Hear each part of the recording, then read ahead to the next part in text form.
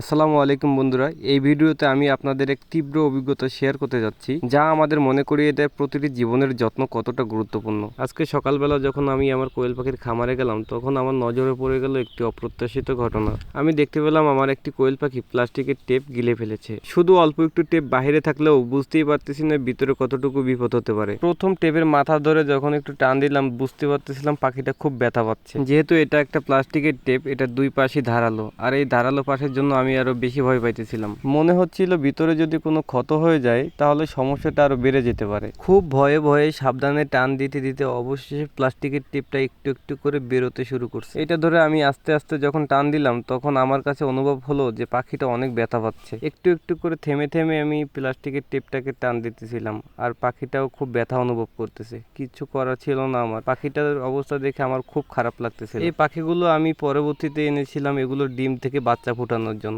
শুরুতে যখন আমি এই কোয়েল পাখিগুলো আমার খামারে নিয়ে আসি, তখন থেকে এই পাখিগুলোর উপরে একটার পর একটা বিপদ আসতেই থাকে। 80 পিস পাখির মধ্যে আস্তে আস্তে 26 পিস পাখি আমার মারা যায়। এখন এরকম একটি রানিং ডিম পাড়া পাখির যদি এই অবস্থা হয়, তাহলে বুঝতেই পারতেছেন আমার মনের অবস্থা কেমন হতে পারে। এতটা কষ্ট হচ্ছিল আমার, আপনাদের বলে বোঝাতে পারবো না। কিছুক্ষণ ধরে আস্তে আস্তে এভাবে টানার পর শেষ পর্যন্ত আলহামদুলিল্লাহ প্লাস্টিকের টেপটি পুরোপুরি বের হয়ে গেল।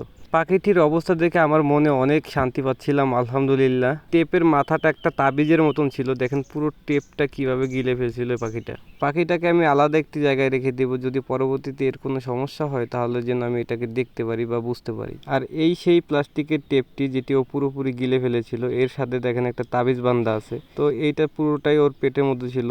তো পাখিটার জন্য সবাই দোয়া করবেন, আমার খামারটার জন্য সবাই দোয়া করবেন, এবং আমার ভিডিওটা যদি আপনার একটুও মন ছুঁয়ে যায় তাহলে ভিডিওতে একটা লাইক, কমেন্ট এবং শেয়ার করবেন। দেখা হচ্ছে পরবর্তীতে নতুন কোনো ভিডিওতে। সেই পর্যন্ত সবাই ভালো থাকেন, সুস্থ থাকেন। আসসালামু আলাইকুম, আল্লাহ হাফেজ।